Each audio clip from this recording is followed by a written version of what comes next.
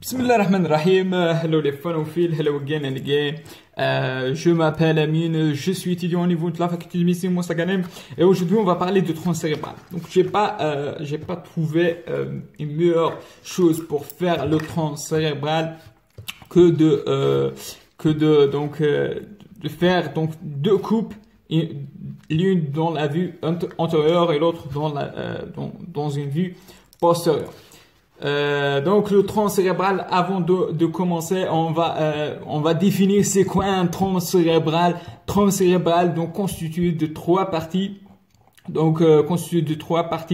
La première partie ici c'est en haut, donc cette partie en haut c'est le mésencéphale, appelé aussi cerveau moyen ou lisse du cerveau. Donc mésencéphale généralement, donc mésencéphale, ou bien les pédoncules cérébraux, donc majoritairement les points du pédoncule cérébraux, et les mettez en haut par cette chiasma optique, donc chiasma optique et les bandes optiques, donc en haut. Et en moyen, on a le pont ou bien métencéphale, ou bien le pont. Donc regardez, on a écrit tout ça ici. Donc je sais pas, est-ce que vous voyez le pont, c'est le métencéphale, mésencéphale, c'est les pédoncules, et la myélencéphale, c'est le bulbe. Donc ici, en moyen, on a la métencéphale, c'est le pont. Métencéphale, le pont, la protubérance annulaire. Donc c'est un terme ancien, protubérance annulaire. Ici en bas, on a la myélencéphale, c'est majoritairement le bulbe rachidien. Ou bien la moelle allongée, ou bien la medulla oblongata. Donc c'est la bulbe. Généralement on parle de bulbe rachidien, ou bien la moelle allongée. Donc la moelle allongée qu'il faut retenir, c'est la nouvelle nomenclature, la moelle allongée. Donc c'est pour vous avoir, vous entendez medulla oblongata ou bien la bulbe rachidien ou la myélencéphale, donc c'est la même chose. Et ici on peut parler de pont de Varol, le pont de Varol ou bien la protubérance annulaire, donc c'est de la même chose, mais rappelez de pont, seulement de pont, donc ça le pont.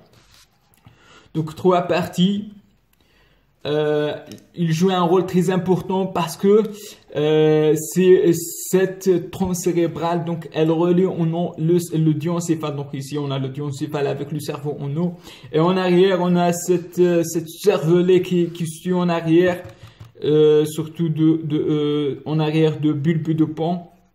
Donc qui se suit ici en arrière, et en bas on a la moelle épinaire. Donc on prolonge en bas par la moelle épinaire. La moelle allongée, elle continue sans limite nette avec la moelle épinaire en bas. Donc elle joue un rôle d'association des trois structures, le cerveau en haut, la moelle épinaire en bas et le cervelet en arrière. Donc on commence par ce myélencéphale, de mésencéphale. Donc on commence de haut en bas.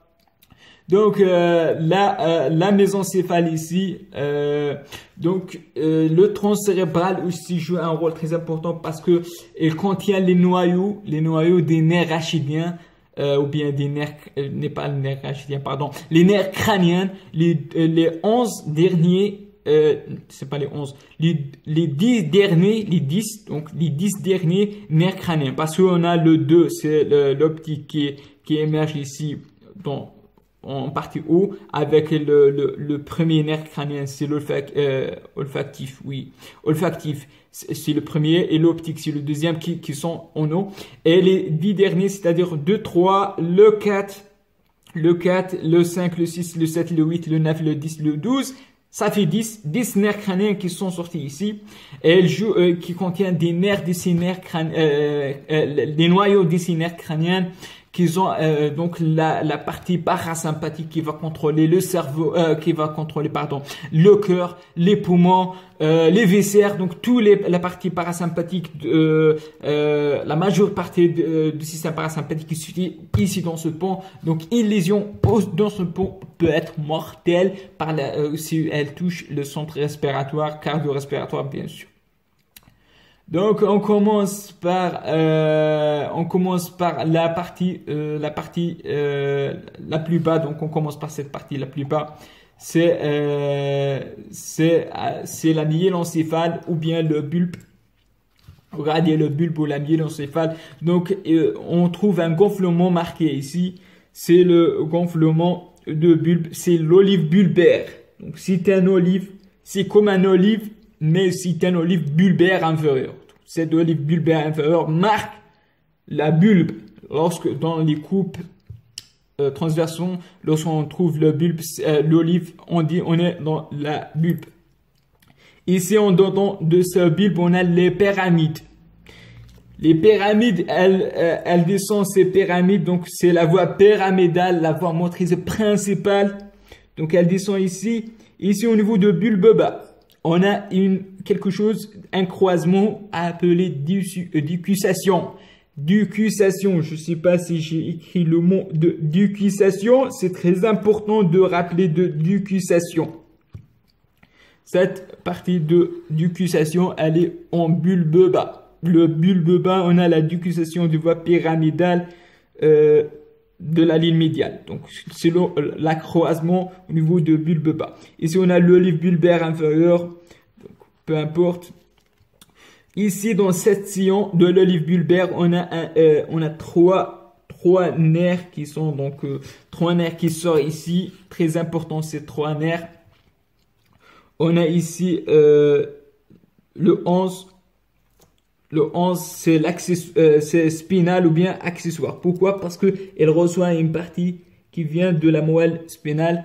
Donc, une partie de moelle spinale avec une partie donc de tronc qui va former ce nerf, le 11. Le 11, le nerf 11, c'est un nerf qui contrôle bien sûr la trapèze et le muscle sternoclédio-mastoïdien. Rappelez de ça, de ce 11. Ici, on a le nerf ici, c'est le 10. Le 10, c'est le majeur nerf, c'est appelé le nerf vague, le 10 ou bien le nerf vague. C'est principalement le nerf qui va contrôler tout, principalement le système parasympathique, qui va contrôler le cerveau, le pharynx, le larynx. Donc surtout avec la participation de nerfs glossopharyngiens. Comme leur nom indique, pharyngien, c'est glossopharyngien. Donc c'est la partie de glossopharyngien, la déglutition, tout ça, la déglutition, la phonation. Donc ces deux nerfs, c'est très très important. Le vague, le glossopharyngien, plus le spinal, tous ces trois nerfs appelés des nerfs combinés. Je l'écris ici, nerfs combinés. Pour vous, hein, c'est pour vous, nerfs combinés. Combinés, lorsqu'on parle des nerfs combinés, c'est le 11, le 12, le 11, le 9 et le 10. 11, 9, 10. Le 12, il sort ici, en dedans, ici. Dans cette partie ici, j'ai dessiné ici. Ça, c'est l'émergence de 12. Le 12, c'est l'hypoglosse, le nerf hypoglosse pour la motricité de la langue, l'hypoglosse. Donc, l'hypoglosse. 4 nerfs au niveau de bulbe. Le 9, le 10, le 11 sont les nerfs combinés. C'est pour, bien sûr, le 10, c'est le nerf vague. Mais avec l'hypoglosse, ce sont des nerfs très importants. Rappelez de ça. Et ici, on a le nerf hypoglosse qui est en dedans, ici, de ce olive bulbaire. Donc maintenant, on va s'intéresser une vue pour terminer avec ce bulbe. On s'intéresse la vue en vue postérieure de ce bulbe. Dans cette vue postérieure de ce bulbe, on trouve les voies, donc les voies de la sensibilité qui vont se terminer ici dans ces noyaux, appelés des noyaux graciles. Donc noyaux graciles, c'est pour les membres inférieurs, sensibilité de membres inférieurs, membre inf, et cuniforme membre supérieur. Donc deux voies de la sensibilité qui se terminent dans ces noyaux. On va parler de ces noyaux, noyaux graciles et cuneiformes, anciennement Gol et Burdak. Peu importe, c'est plusieurs nomenclatures, mais il faut garder gracile pour la membre inférieure, sensibilité, tact fin et la vibration, c'est-à-dire la proprioceptie. Donc c'est ça les voies de sensibilité qui vont se terminer ici pour donner la voix limniscale. Donc ça c'est ce que je veux parler de ces noyaux Guleburdak ou bien gracile cuneiforme dans la partie postérieure, la partie postérieure de bulbe. Maintenant on va aller vers le pan. On va aller vers le pan. Where is le pont? Le pont, on bien la mésencéphale, donc contient bien sûr un gouttière donc marqué en antérieur par un gouttière. Ce gouttière, c'est la gouttière de l'artère basilaire, appelé gouttière basilaire pour l'artère basilaire qui va bien sûr ériger, qui est la résultante des deux artères vertébrales qui vont ici, les artères généralement ils divisent, mais ici on a un miracle, deux artères qui vont réunir, deux artères vertébrales, ils vont réunir pour former cette artère, un seul artère, le tronc basilaire. Donc on va parler de ça lorsqu'on fait la vascularisation, si on a de temps bien sûr. Et en arrière de ce pont, et même avec la participation de bulbe, on a la plancher de quatrième ventricule. Plancher de quatrième ventricule. Rappelez de ça dans la partie postérieure. Donc, on trouve quatrième ventricule, on sait, on est soit au pont, soit au bulbe haut. Parce que ici, dans la mésencéphale, on n'a pas de quatrième ventricule, on a seulement ce qu'on appelle l'aqueduc de Sylvius. Donc, pour les nerfs qui vont émerger, donc on a les nerfs pontiques, donc ici du pont, on a 7 nerfs. C'est le 6. Le 6, c'est l'abducens. L'abducens qui fait l'abduction de l'œil. Et on a le 7 bis. Ici, petite. Le 7 bis, c'est-à-dire le facial. Et ici, on a le nerf 8, c'est la cochléo-vestibulaire, qui ont dans cette sillon ponto-bulbaire, appelé son sillon ponto, c'est entre le pont et la bulbe, son sillon ponto-bulbaire qui vont sortir ces trois nerfs. Ici, on a le grand nerf, c'est le nerf sensitif de la face, c'est le nerf trijumeau, ici, dans cette partie. Et en arrière, dans la vue postérieure, on a les pédoncules cérébelleux. Les pédoncules cérébelleux, l'une supérieure, l'autre moyen et une inférieure. Dans cette face postérieure, les pédoncules cérébelleux. Et on va maintenant aller directement vers le mésencéphale qui va marquer par les pédoncules cérébraux. Les pédoncules cérébraux, donc l'espace perforé postérieur, on trouve bien sûr la sortie de nerf 3, c'est l'oculomoteur. Donc en partie postérieure, on trouve la lame quadrijuminale, cette lame quadrijuminale, donc cette lame quadrijuminale, ou bien appelée lame tectale. Donc c'est le on sait que lorsqu'on coupe, on a le pied qui est antérieur, on a le tegmentum et seulement dans la mésencéphale, on a une partie postérieure qui est le tectum. Donc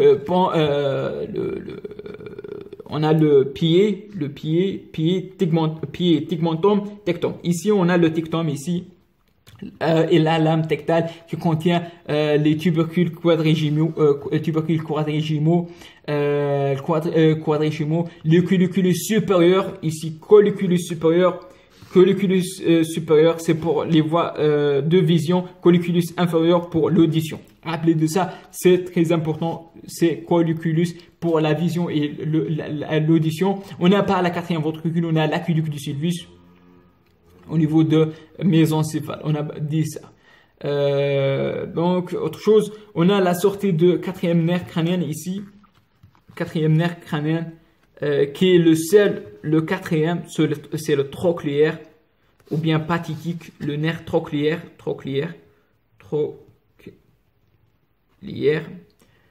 Ce nerf trochléaire, c'est le seul nerf qui le nerf trochléaire ou bien pathique, c'est la seule nerf qui va sortir dans la partie postérieure. Donc il va sortir ici. Ici, je veux le dessiner ici. Donc ici. Pardon, n'écris pas. Donc ici, à côté de ce colliculus inférieur, ici, il va sortir pour cheminer et aller vers la face et contourner et sortir ici. Donc il sort dans la face. C'est le seul nerf crânien qui sort dans la face postérieure du tronc cérébral. C'est le nerf 4, c'est la trochléaire. Il va contourner et il va sortir ici. Il va sortir aussi vers la face frontale pour aller vers l'orbite. Donc ça, c'est le nerf 4. Donc et on a plusieurs noyaux donc des nerfs. Et on a des noyaux propres au tronc cérébral tels que le noyau rouge et le noyau locus nugaire qui joue un rôle dans le syndrome Parkinson qui se trouve dans la mésencéphale. On a des noyaux des tubercules quadrigimaux, on a parlé de ça. Des noyaux de Pont et le noyau olive inférieur, et bien sûr une substance très importante qui contrôle l'éveil, c'est la substance réticulaire, c'est la réticulaire. Donc ce sont des noyaux, plusieurs noyaux, donc et bien sûr les noyaux des nerfs crâniens, on a plusieurs noyaux pour les nerfs crâniens. Mais pour simplifier, on a ici un tronc cérébral, un moelle épinaire. Dans la moelle épinaire, on a la partie sensitive postérieure, la partie moteur antérieure et la partie sympathique en moyen. Donc, faire une rotation. On ouvre comme un livre et on trouve la partie sensitive latéralement et la partie parasympathique en milieu et la partie moteur médiale. Donc, rappelez de ça. Moteur, c'est médial. Moteur médial, sensitif latéral. Ça, pour moteur médial, sensitif latéral, pour rappeler de tous les nerfs, comment les noyaux des nerfs, rappeler médial, tous les noyaux médials sont généralement moteurs et latéraux sont sensitifs. Et je vous remercie pour votre attention et une petite astuce et à la prochaine, salam.